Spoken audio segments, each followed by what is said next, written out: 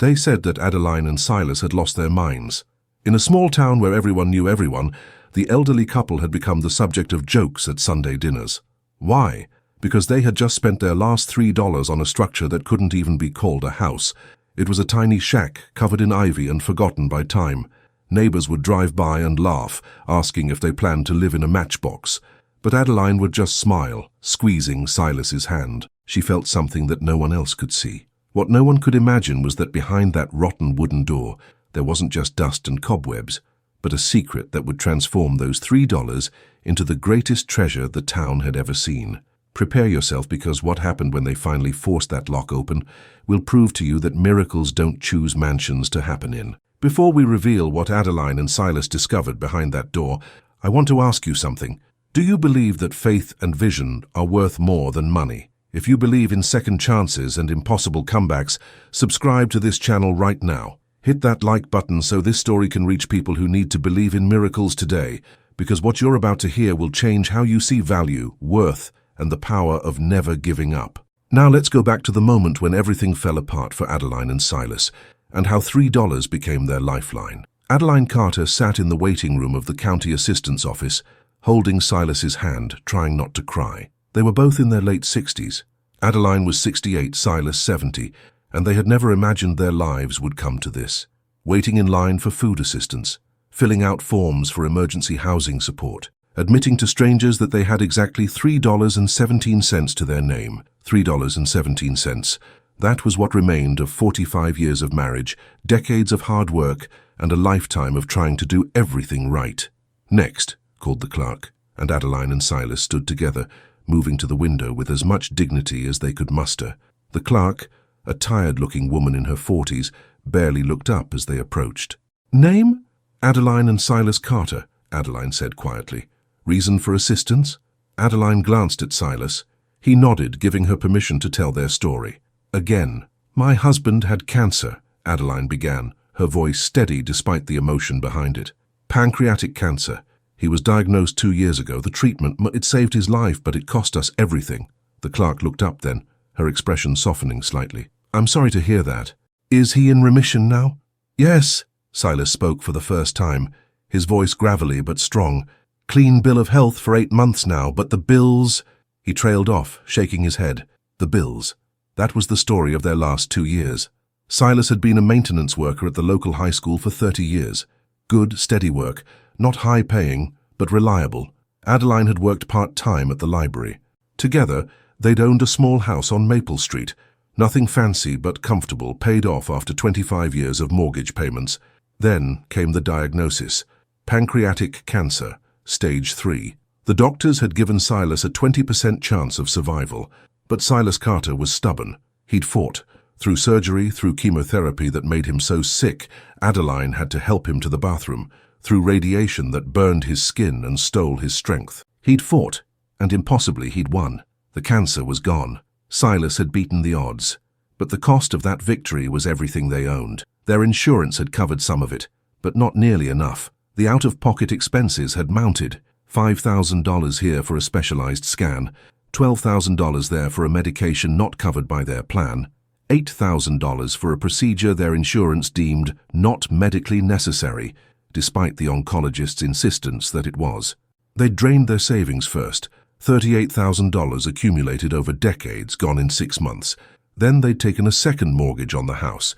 When that wasn't enough, they'd sold the house itself, using the equity to pay off medical debt. They'd moved into a small apartment thinking they could rebuild. But Silas's employer had eliminated his position during his illness. Not fired, they were careful about that, just restructuring. And at 70 years old, he couldn't find new work. Adeline's library hours had been cut to almost nothing as the town's budget tightened. The apartment rent had proven too much. They'd fallen behind, then further behind. Last month, they'd been evicted. For the past 3 weeks, they'd been sleeping in their car.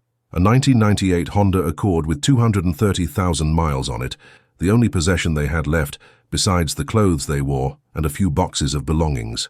"I see," the clerk said, typing information into her computer. "And current assets?" Adeline pulled out her wallet and opened it, showing the bills inside. 3 ones and some change. $3.17. The clerk's expression showed pity now, which somehow hurt worse than contempt would have. "All right, I can process an application for emergency food assistance, and I can put you on the waiting list for subsidized housing, but I need to tell you honestly, that waiting list is usually 6 to 8 months long."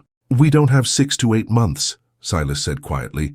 "We don't even have 6 to 8 days. It's November. Vermont winter in a car." He didn't finish the sentence. He didn't have to. The clerk looked uncomfortable. "There's a shelter on—" "We tried," Adeline interrupted gently. "They're full. They told us to come back in a week and see if space opened up.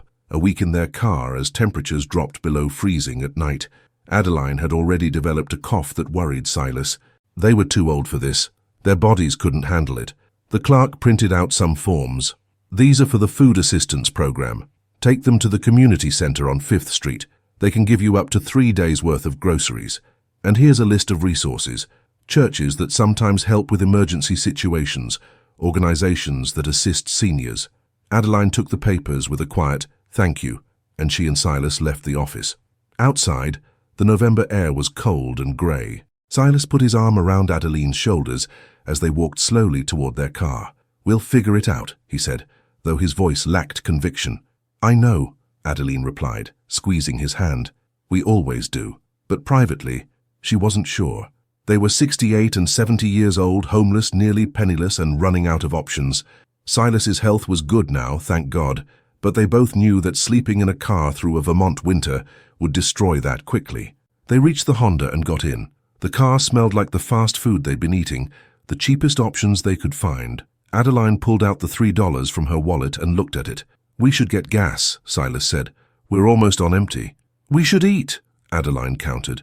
They sat in silence for a moment, facing the impossible math of poverty. $3 could buy gas or food, but not both, and they needed both. Silas started the car. It coughed to life reluctantly and pulled out of the parking lot. "Let's drive around a bit. Maybe we'll see something." It was as good a plan as any. They drove slowly through Riverside, Vermont, the town they'd called home for 40 years. A town of 4,000 people, where everyone knew everyone, where your reputation mattered, where your word was your bond. A town that had watched their fall from respectability to destitution with a mixture of pity and schadenfreude. They drove past the library where Adeline had worked, past the high school where Silas had maintained the grounds and fixed broken lockers and been thanked by grateful students for 30 years, past the little house on Maple Street that had been theirs, now belonging to someone else. "There," Adeline said suddenly, pointing. Silas slowed the car. "What?" "That sign. Pull over." Silas pulled to the curb and they both looked at the handwritten sign taped to a telephone pole. "Estate sale. Everything must go, including property structures. Saturday 10 a.m., 4 p.m. cash only." An address was listed at the bottom. "It's today," Adeline said, checking her watch. It was just after 2 o'clock. "We could go look, Addie. We have $3. "I know," she said, "but maybe let's just look, please." Something in her voice made Silas nod. He programmed the address into the ancient GPS they'd gotten at a yard sale years ago, and they drove. The estate sale was at the edge of town, a farmhouse that had belonged to old man Jenkins, who'd died 6 months ago with no heirs. The yard was full of people picking through furniture, dishes, tools, and various debris of a life lived. Adeline and Silas got out of the car and walked slowly through the sale, not touching anything, just looking. Everything was priced far beyond their means. A chair, $25.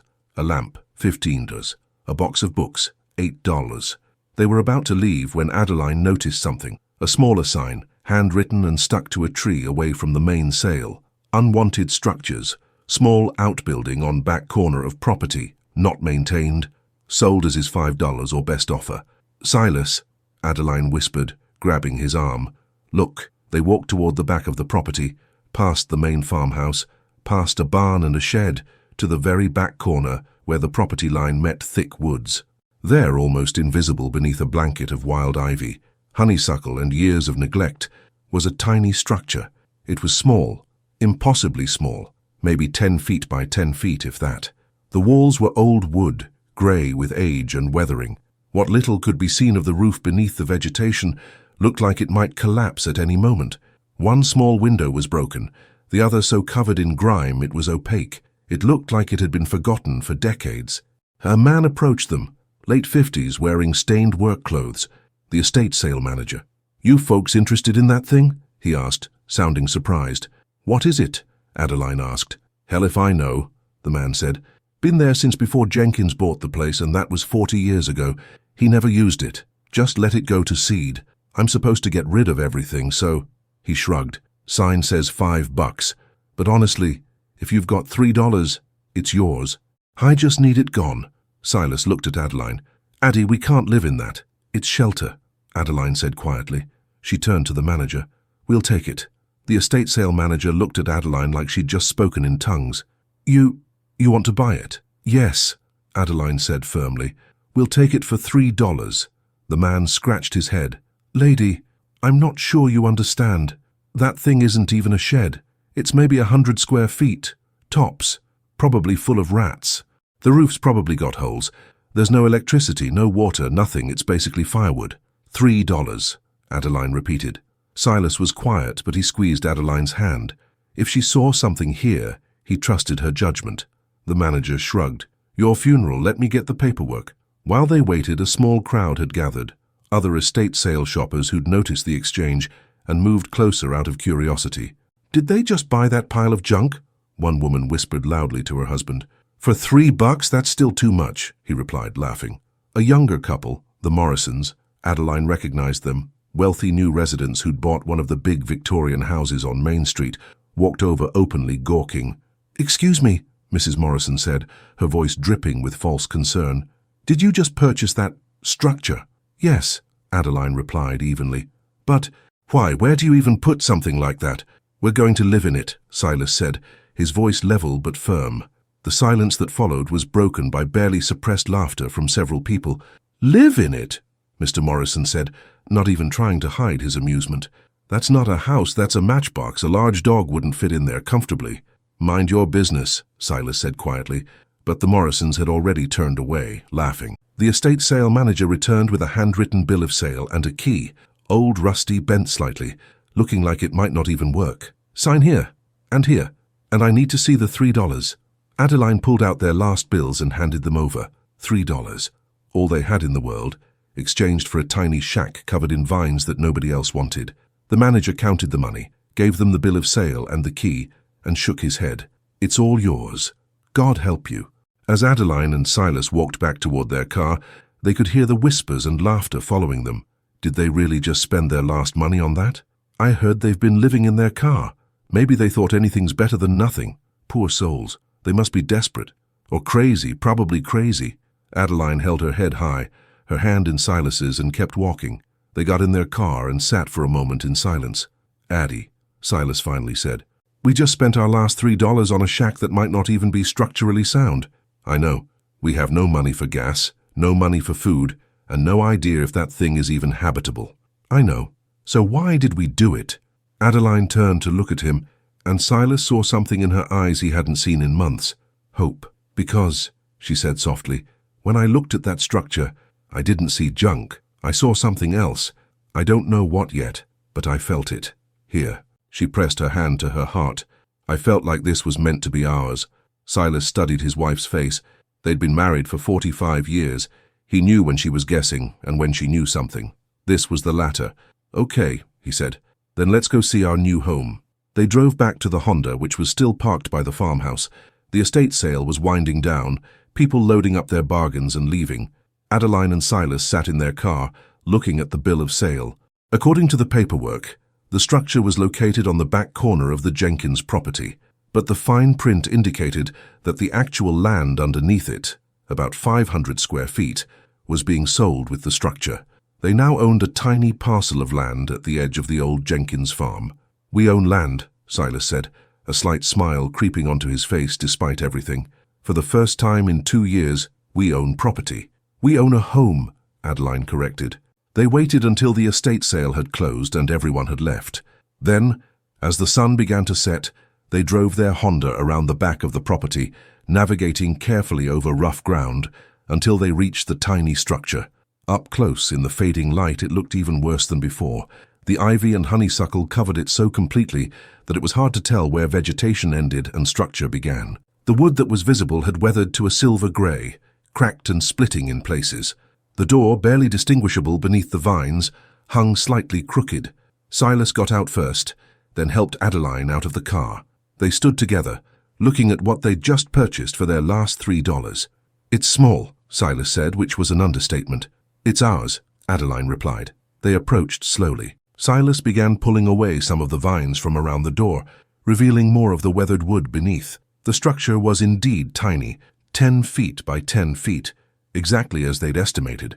The walls were solid wood planking, old but still intact. The roof was covered with ancient shingles, many missing, but the underlying structure seemed to have held. There was one small window on each wall, 4 windows total, all dirty or broken, but at least providing light. Adeline tried the key in the lock. It stuck at first, the mechanism stiff from years of disuse.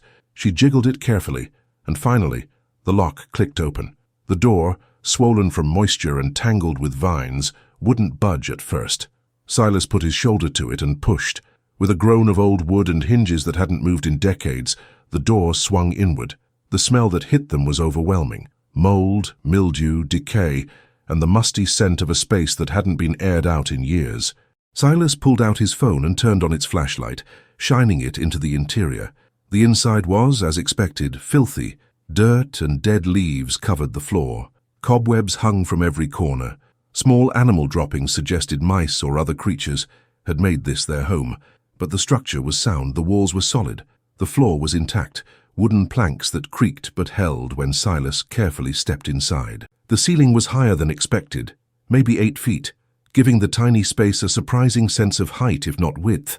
And there, in the fading light coming through the dirty windows, Adeline saw something that made her heart skip. On the far wall, barely visible beneath years of grime and cobwebs, was something carved into the wood. "Silas," she said, pointing. "Look." He shined his light where she indicated. There, carved deep into the wooden wall, were letters. J.W. 1847. "Someone's initials," Silas said. "And a date." 1847, Adeline repeated. That's almost 180 years ago." They looked at each other in the dim light. This tiny structure, this pile of junk that everyone had laughed at, was nearly 2 centuries old. And suddenly Adeline's feeling that this was meant to be theirs seemed less like desperation and more like destiny. The next morning, Adeline and Silas returned to their new property with supplies they'd scraped together. A broom they'd found in a dumpster behind a hardware store, some garbage bags, and a bottle of water they'd refilled from a public fountain. It wasn't much, but it was what they had. They'd spent the night in their Honda again, parked discreetly behind a gas station. Both had slept poorly, cold and uncomfortable, but excited about what the new day would bring.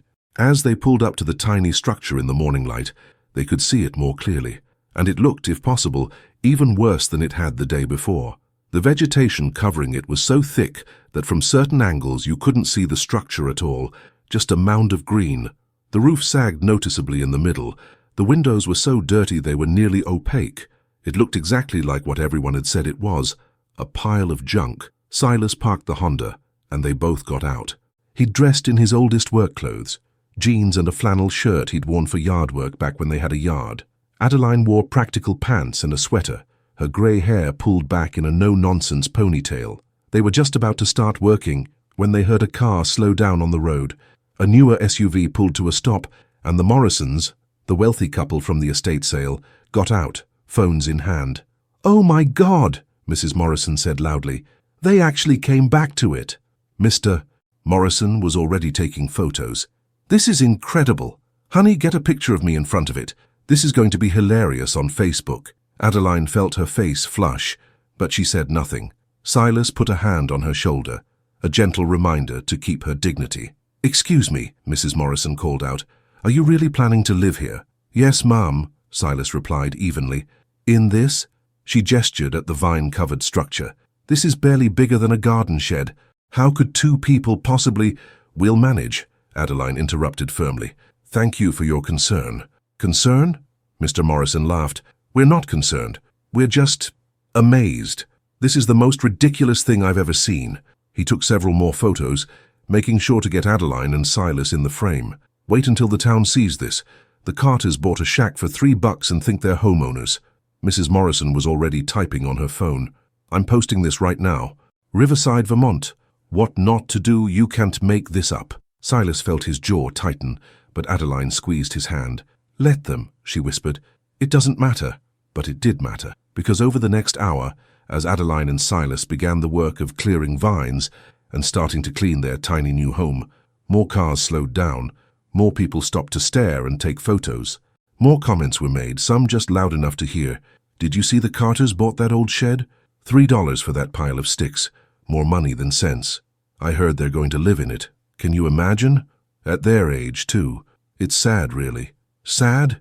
It's pathetic. By mid-morning, Silas was pulling vines from the walls while Adeline swept out the interior, and a small crowd had actually gathered on the road, maybe a dozen people all watching, many recording video on their phones.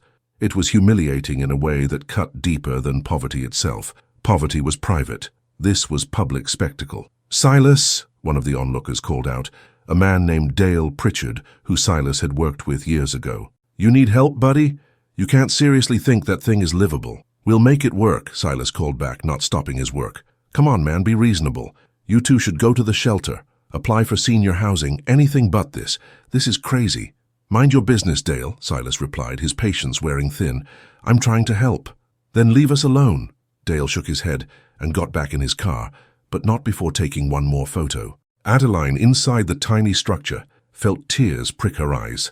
Not because of the mockery she'd endured worse, but because she could see how much this was hurting Silas, how his shoulders had tensed, how his movements had become more aggressive as he ripped vines away. He'd been the town's maintenance man for 30 years. He'd helped so many of these people, fixed their children's lockers, cleared snow from the school parking lot so they could drop their kids off safely. And now they were treating him like a circus attraction. She stepped outside. Silas, let's take a break. I'm fine. Silas. He stopped, the bundle of vines in his hands, and looked at her. His eyes were bright with unshed tears of frustration and shame. I'm sorry, he said quietly. I'm sorry I couldn't give you better than this. Adeline walked over and took his face in her hands. You beat cancer. You're alive. You're here with me. Everything else is just details. Details! He laughed bitterly. Addie, we're living in a shack that people are literally photographing to laugh at. For now, she said. But I still feel it, Silas. I still feel like this place is special, like we're supposed to be here. Trust me, please. He looked into her eyes and saw the certainty there. Okay, he said. Okay, but I'm going to need you to be right about this, because I can't take much more humiliation. I'm right, Adeline said, with a confidence she hoped she actually possessed. I promise. They went back to work, ignoring the remaining onlookers, until finally people got bored and left. By late afternoon, they'd cleared most of the vines from the exterior, revealing the full structure. It was tiny, yes, weathered and old, absolutely, but it was also solidly built, with careful craftsmanship visible in the joinery and the way the boards had been fitted together. Inside, Adeline had swept out years of debris, revealing a wooden floor that was surprisingly intact beneath the grime. The walls, once she'd wiped away some of the dirt, showed the same careful construction as the exterior. And there, on the wall with the carved initials, she found something else. Silas, she called, come look at this. He came inside, ducking slightly through the low doorway. What is it? She pointed to the wall. Beneath the initials, JW 1847, there was more carving. Very faint, almost worn away, but still readable if you knew what to look for. Foundation stone first structure. Riverside Silas leaned closer, running his finger over the carved words. Foundation stone, first structure, Riverside. They looked at each other. Addie, Silas said slowly, are you thinking what I'm thinking? This building, Adeline whispered, might be the first structure built in Riverside, the foundation of the town, from 1847, Silas added. Before Vermont even had a proper railway system through here. JW, Adeline said. Who was JW? They didn't know yet, but suddenly the mockery of the townspeople seemed less important, because if Adeline was right, if this tiny shack was actually historically significant, then they hadn't bought junk for $3. They'd bought a piece of history, and history, as they were about to discover, was priceless. That night, Silas and Adeline slept in their tiny structure for the first time. They'd brought in their few belongings from the Honda, sleeping bags, a lantern, a cooler with what little food they had left. The space was so small that their sleeping bags touched when laid out side by side, taking up most of the floor. But it was shelter, real shelter with a roof and walls. and it was theirs. Adeline lay awake for a while, using her phone's dim light to look at the carved words on the wall. Foundation stone, first structure, Riverside. "Can't sleep?" Silas asked quietly from beside her. "Thinking," she replied. "Tomorrow I want to go to the town hall, look at records, find out who JW was." "Good idea," Silas agreed. "But Addie, even if this building is historically interesting, does that help us? We still have no money, no food, no anything." "I know," she said, "but knowledge is something, and right now, it's all we have to work with." The next morning they walked into town together. It was a 3-mile walk from their property to the town hall, but gas cost money they didn't have. The building that housed both the town hall and the small public library was a brick structure built in the 1920s, sturdy and official-looking. Adeline and Silas walked in, immediately feeling self-conscious about their worn clothes and general appearance of poverty. The librarian at the front desk, a young woman Adeline didn't recognize, looked up as they entered. "Can I help you?" "Yes," Adeline said. "We're looking for historical records about Riverside, specifically from 1847. The librarian's expression changed from polite to interested. "1847? That's very early for this area.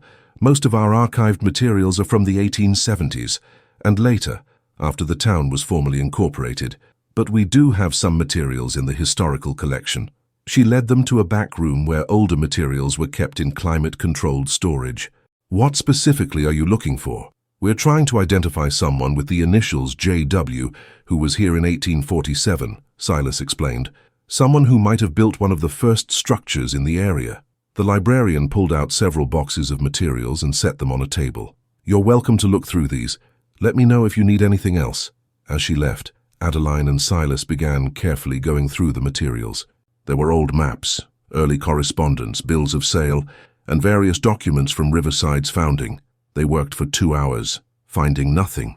Silas was about to suggest they take a break when Adeline suddenly gasped. "Silas, look!" She'd found a document dated 1846, a letter written on yellowed paper in careful handwriting. The signature at the bottom was clear: Josiah Whitmore. "Josiah Whitmore," Adeline read aloud. "J.W." The letter was addressed to someone in Boston and discussed Whitmore's plans to establish a settlement in Vermont, near a river crossing that was being used by trappers and traders. He wrote about clearing land, building a temporary structure to serve as both shelter and trading post, and his vision for a town that would eventually grow around this central location. "This is him," Silas said, reading over her shoulder. "Josiah Whitmore founded Riverside." They kept searching and found more references to Whitmore in other documents. He'd come to Vermont in 1846, purchased a large tract of land from the state, and built the first permanent structure in what would become Riverside. He'd operated a trading post and served as an informal postmaster, making his tiny building the center of early settlement activity. The town that grew around his trading post eventually took the name Riverside after the crossing point on the White River. But here was the crucial detail they found in a surveyor's report from 1848. Whitmore's original structure had been built on the western boundary of his land claim, on a small rise that protected it from seasonal flooding. Adeline pulled out their bill of sale for the tiny structure and compared the legal description of the land to the old maps. The location matched. "Our building," she said slowly, "is Josiah Whitmore's original trading post, the first permanent structure in Riverside, the foundation stone of the entire town." Silas sat back, stunned. "A structure that's been forgotten for over 170 years, just sitting there covered in vines while the town grew up around it and forgot where it came from. And we own it," Adeline added, "for $3. They looked at each other, both starting to understand the magnitude of what they'd stumbled into. The librarian returned, carrying more materials. "I found something else that might interest you. We have a small collection of photographs from the late 1800s. I thought you might want to see."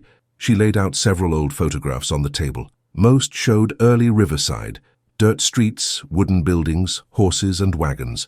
But one photograph, dated 1890, showed a small building on the outskirts of town.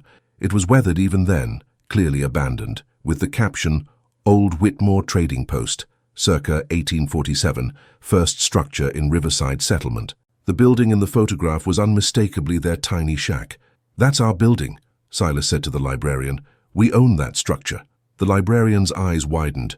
"You own the Whitmore Trading Post, but that's been lost for decades. The Historical Society has been looking for any evidence of its location. How did you— We bought it at an estate sale, Adeline explained. For $3. Everyone thought it was just an old shed.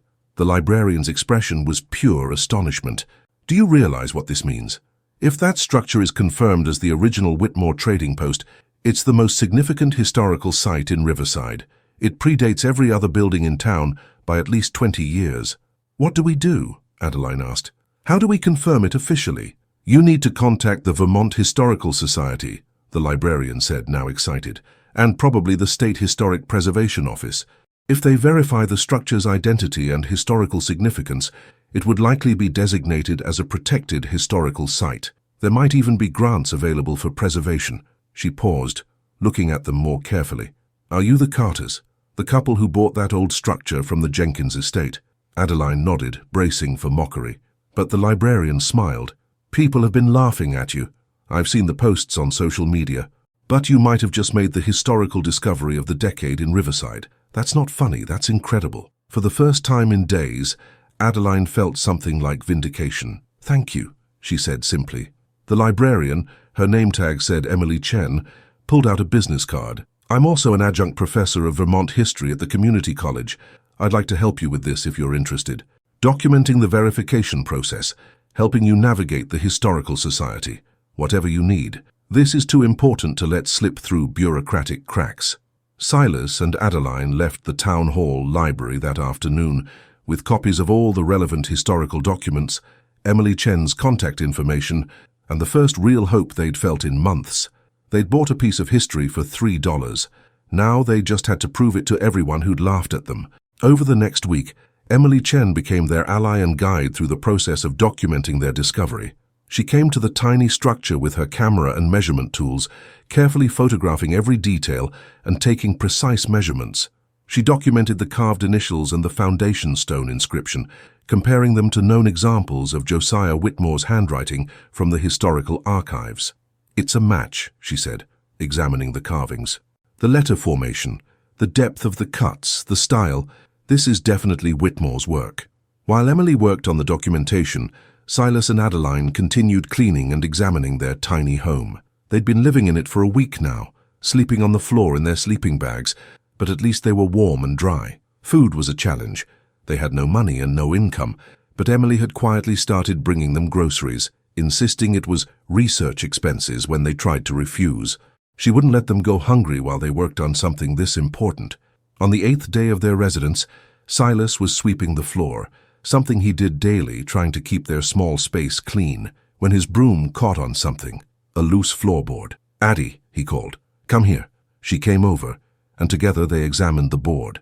It looked like all the others, but sat slightly higher, as if it had been removed and replaced many times over the years. Silas carefully pried it up using a screwdriver from his small toolkit. Beneath the board was a cavity about 6 inches deep, running the width of the structure, and in that cavity was a metal box.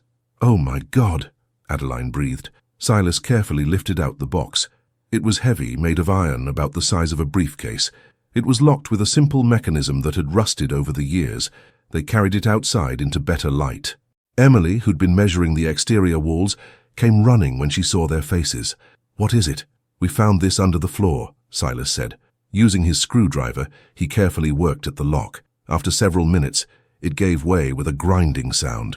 Inside the box, protected from moisture by the metal container and its location above the ground, were items that had been waiting 177 years to be found. The first thing they saw was a leather-bound journal, its cover dry and cracked but intact. Adeline lifted it carefully and opened to the first page.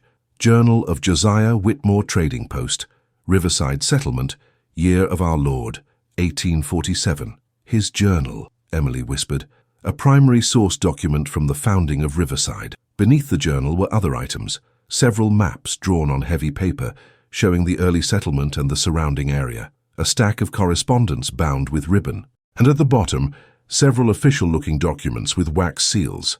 Silas carefully lifted out one of the documents and unfolded it. It was a land grant from the state of Vermont to Josiah Whitmore, dated 1846, granting him ownership of 640 acres along the White River.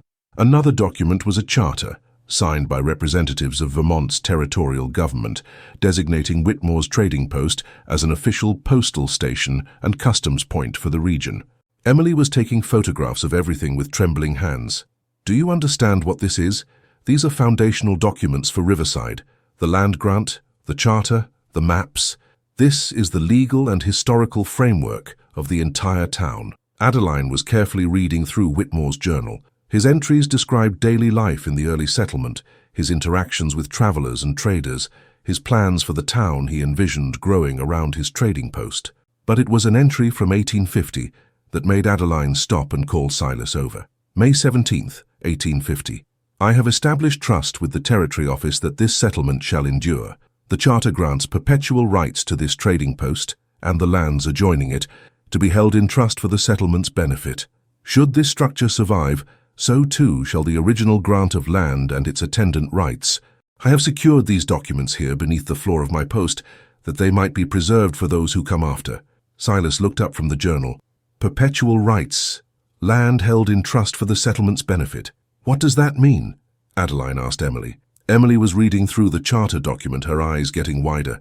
"I'm not a lawyer, but I think this means that whoever owns this structure, the original trading post, has legal claim to certain rights associated with the founding of Riverside. Water rights, possibly. Access rights to certain territories. Maybe even mineral rights, if there are any in the area." She pulled out her phone. "I need to make some calls. This is beyond historical interest. This could have actual legal and financial implications."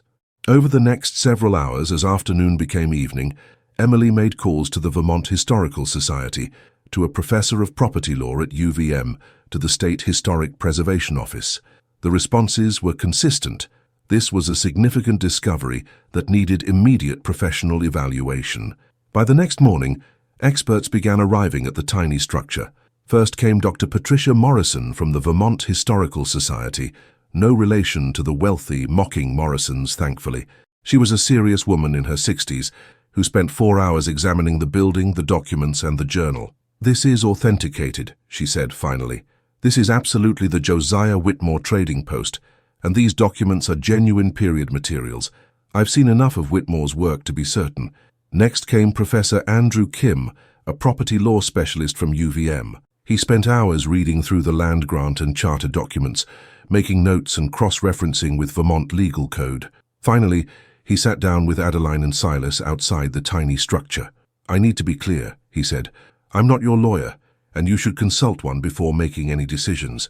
But based on what I'm seeing in these documents, you have a very strong legal claim to certain historical rights associated with this property." "What kind of rights?" Silas asked. "The charter granted Whitmore's trading post perpetual access to river crossing rights, which would have been valuable for commerce. More significantly, the land grant included mineral rights for the 640 acres, mineral rights that were never specifically transferred when portions of that land were subdivided and sold over the years." He pulled out a modern map of Riverside and overlaid it with Whitmore's original map. A significant portion of modern Riverside sits on what was originally Whitmore's 640 acres. If those mineral rights were never properly transferred, and based on what I'm seeing they weren't, then whoever owns this structure, as Whitmore's legal successor, has claim to those rights. "Are there minerals here worth anything?" Adeline asked. "Probably not," Kim admitted. "Vermont isn't known for valuable mineral deposits, but the legal principle is important. Additionally, there may be other considerations. Historical preservation grants, possibly compensation for water access rights if any are being used commercially. The land itself could be valuable if certain rights attach to it." He leaned back. "I'd estimate you're looking at a legal claim potentially worth several $1 million, depending on how various courts might interpret these documents and what exactly can be verified regarding resource rights and land transfers."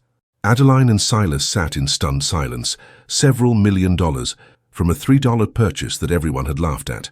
"There's more," Dr. Morrison from the Historical Society added, "because this structure is clearly the founding building of Riverside and is in such historically significant condition, it qualifies for immediate listing on the National Register of Historic Places. That comes with certain protections, but also certain benefits.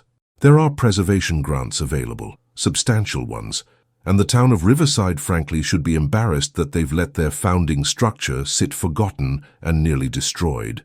There may be civic obligations to support its preservation. Emily Chen, who'd been watching all this unfold, spoke up. What happens now? Now, Professor Kim said, Mr. and Mrs. Carter need to get a very good lawyer, preferably one who specializes in historic property claims and land rights. Because this is going to get complicated. Adeline looked at Silas.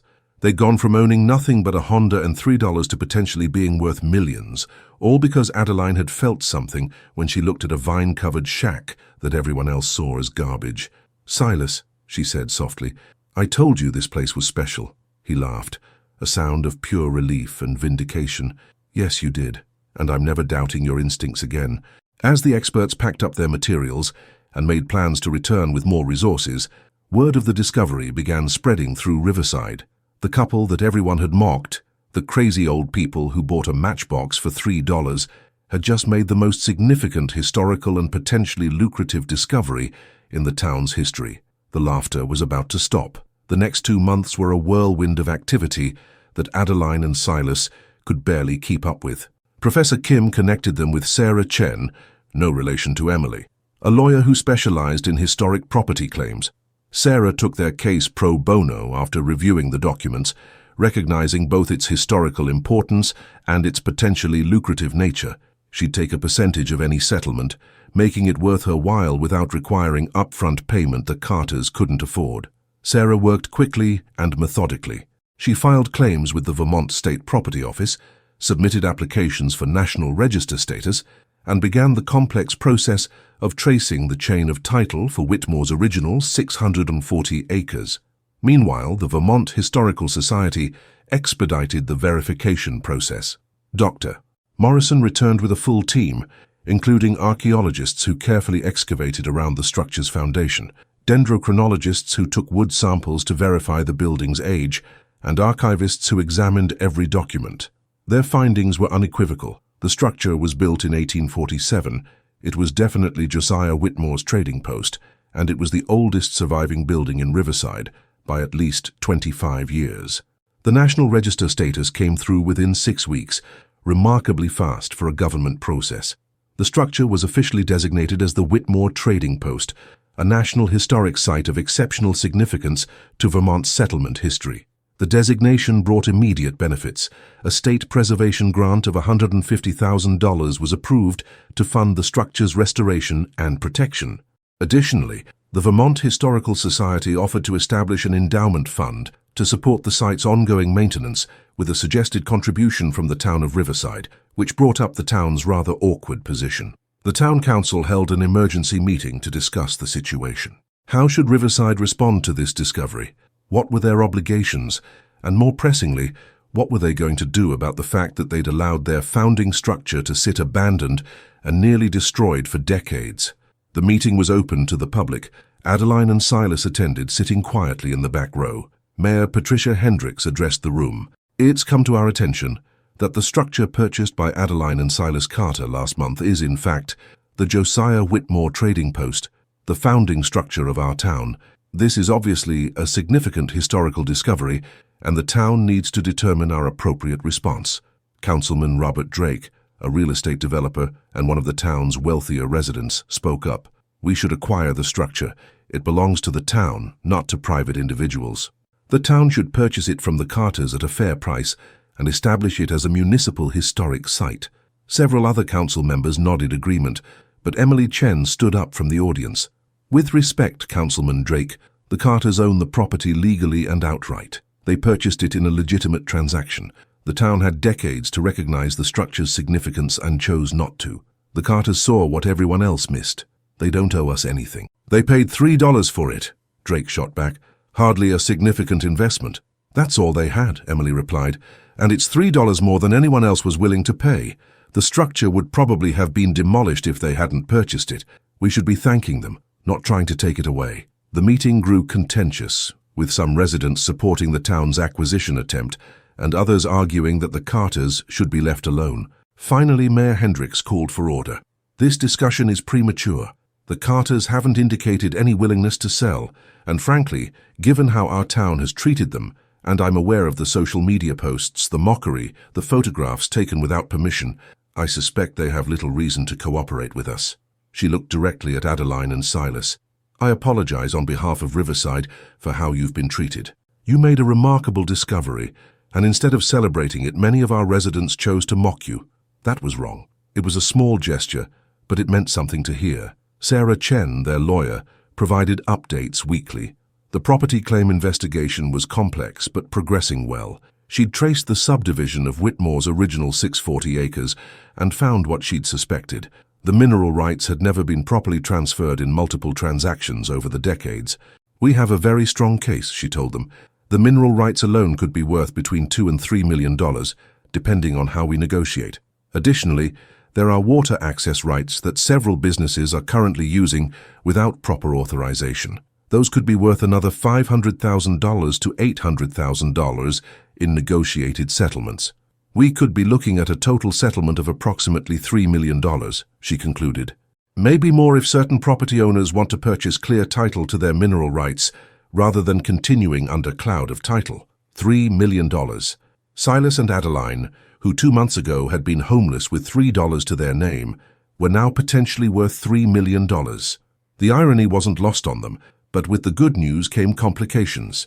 Several property owners in Riverside, whose land sat on Whitmore's original grant, began filing claims, arguing that they'd purchased their land in good faith and shouldn't have to pay for mineral rights that had been implicitly included in their purchases decades ago. The legal battle was shaping up to be lengthy and complex, which is when Adeline made a decision that surprised everyone, including Silas. The town council meeting scheduled for mid-January 2024 was packed. Word had spread that there would be a significant announcement regarding the Whitmore Trading Post and the property rights dispute. Adeline and Silas sat in the front row this time, at Mayor Hendricks's invitation. Sarah Chen sat beside them with a folder of documents. Also in attendance were several of the property owners involved in the dispute, including Robert Drake. The room was tense with anticipation. Mayor Hendricks called the meeting to order. "We're here tonight because Mrs. Adeline Carter has requested the opportunity to address the council and the town regarding the Whitmore Trading Post and associated property rights claims." "Mrs. Carter?" Adeline stood up slowly. She'd dressed carefully for this meeting, in her nicest clothes, which weren't fancy but were clean and dignified. Her grey hair was neatly styled. She looked, Silas thought, like the strong, confident woman he'd married 45 years ago. "Thank you, Mayor Hendricks," Adeline began, her voice clear and steady.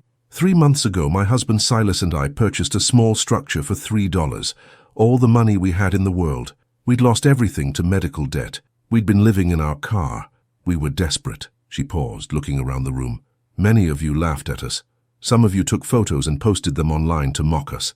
You called us crazy, said we'd wasted our money on garbage, suggested we were senile or stupid. Several people in the audience had the grace to look ashamed. We didn't buy that structure because we thought it was valuable," Adeline continued. "We bought it because we needed shelter, and it was all we could afford.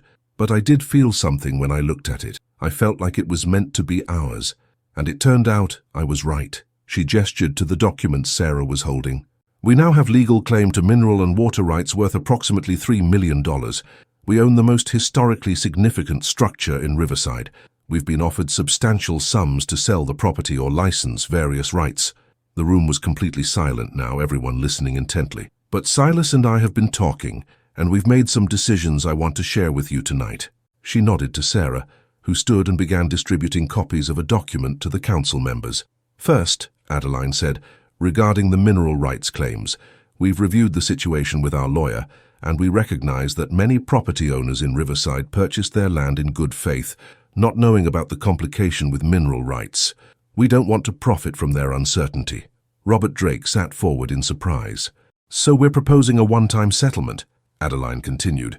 "Any property owner who can document that they or their predecessors purchased land within Whitmore's original 640-acre grant can purchase clear title to their mineral rights for a nominal fee, $100 per parcel, regardless of size.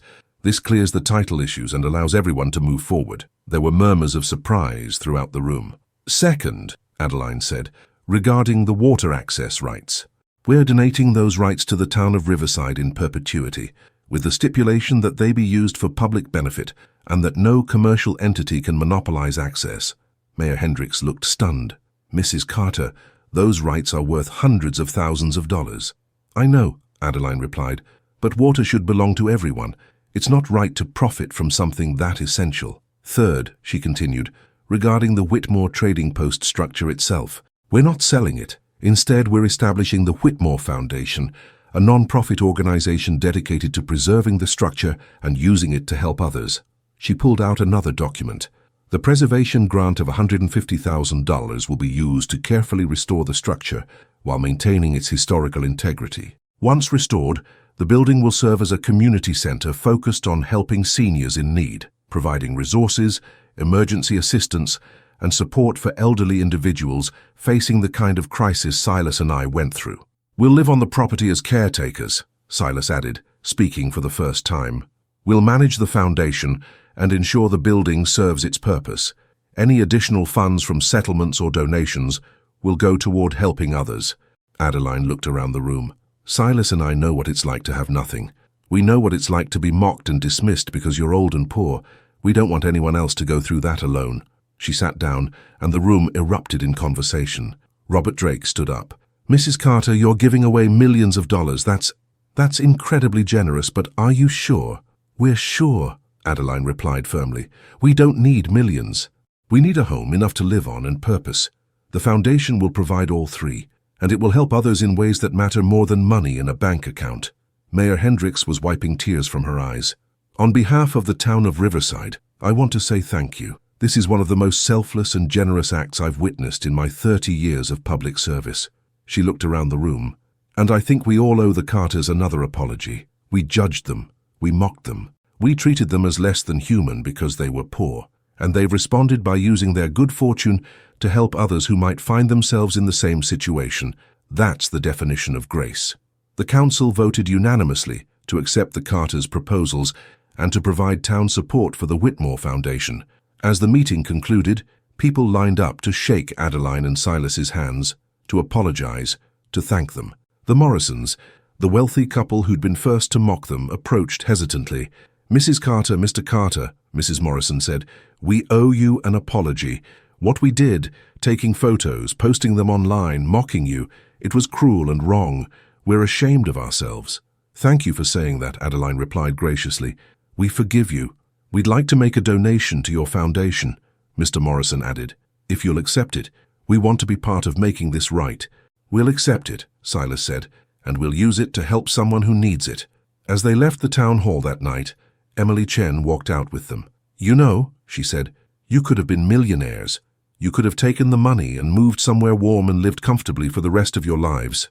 We could have, Adeline agreed, but that's not who we are. And honestly, Emily, we're richer now than we would have been with millions in the bank. How so? Emily asked. Adeline squeezed Silas's hand. We have a home. We have purpose. We have the chance to help others. That's worth more than any amount of money. 3 months ago, they'd had $3 and no future. Now, they had everything that mattered. 1 year after purchasing the Whitmore Trading Post for $3, Adeline and Silas sat on the newly built porch of their restored home, watching the sun set over Riverside.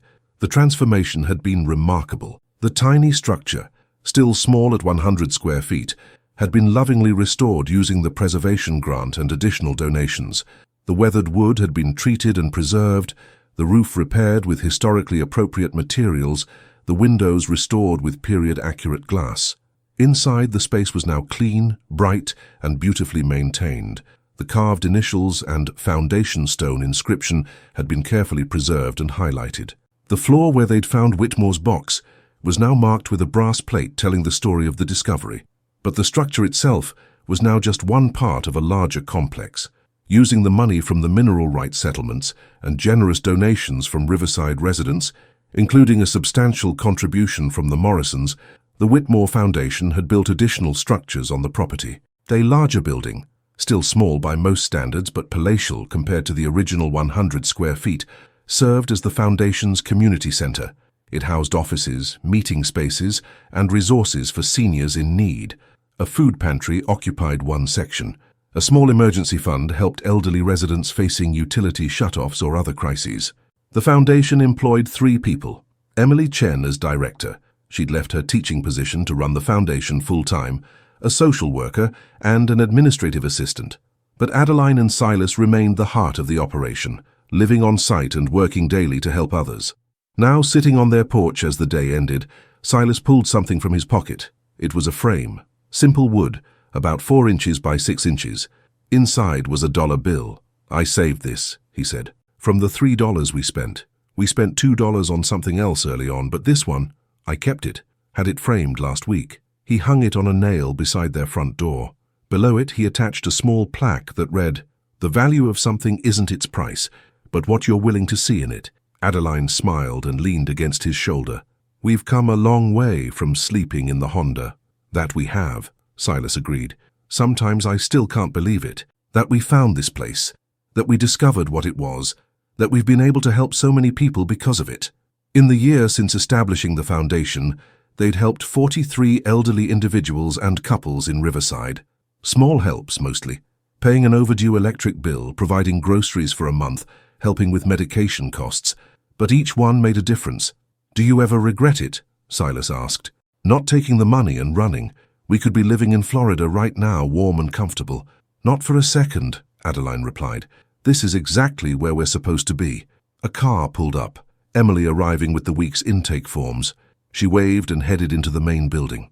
"You know what I've learned?" Adeline said thoughtfully.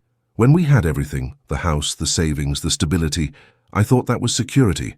I thought that's what made life good. But when we lost it all, when we were down to $3, I learned something important." "What's that?" Silas asked. "Security isn't about how much you have. It's about what you do with what you've been given. We were given this chance, this discovery, this miracle, and using it to help others. That's security that can't be taken away. That's wealth that actually matters." Silas looked at the tiny structure behind them, the 100-square-foot building that had changed their lives. "This little building, I remember when everyone was laughing at us for buying it. The Matchbox, they called it. The stupidest purchase anyone ever made. And now it's the most important building in Riverside," Adeline said. "Not because of its size, but because of what it represents. Beginnings, foundation. The idea that something small can be the start of something great." "Like $3, Silas added. "Like $3, Adeline agreed.